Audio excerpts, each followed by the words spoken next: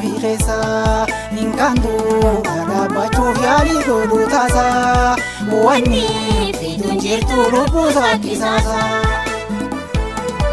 Falmaan Oromoodha tana laafi keessa hin kandu dhaabbachuuf yaalii godhu taasa wanni fiduun jirtu lubbuu sakkisaasa.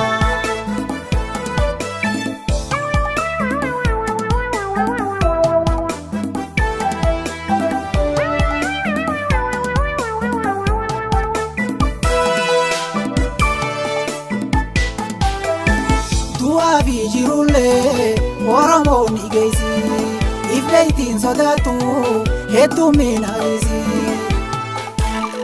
Tolaan dhuftus lolaan baana balbaltisi akka abbaan jaalateen geggeessuuf aadaasi. Qoqqooyteeti jirti miilarra ifteesi.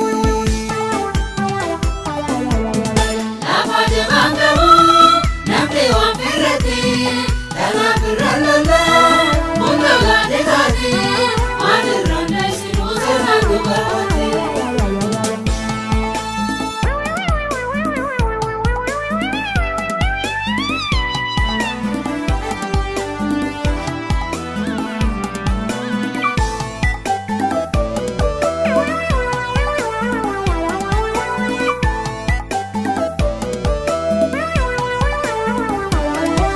Falmaan Oromoodha tana laafi keessa hin kandu dhaabbachuuf yaalii godhu taasa wanni fiduun jirtu lubbuu sakkisaasa. Falmaan Oromoodha tana laafi keessa hin kandu dhaabbachuuf yaalii godhu taasa wanni fiduun jirtu lubbuu sakkisaasa.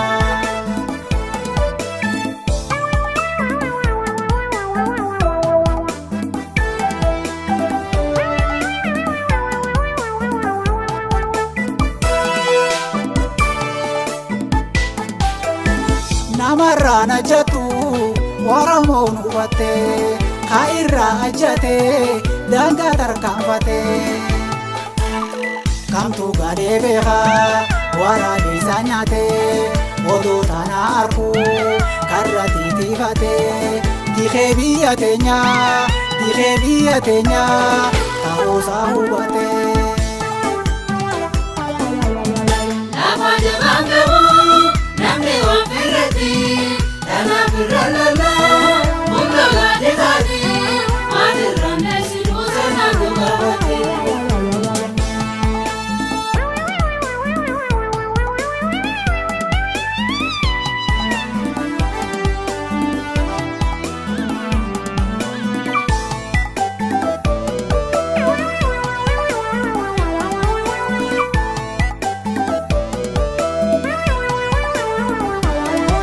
Falmaan Oromoodha tana laafi keessa hin kandu dhaabbachuuf yaalii godhu taasa wanni fiduun jirtu lubbuu sakkisaasa. Falmaan Oromoodha tana laafi keessa hin kandu dhaabbachuuf yaalii godhu taasa wanni fiduun jirtu lubbuu sakkisaasa.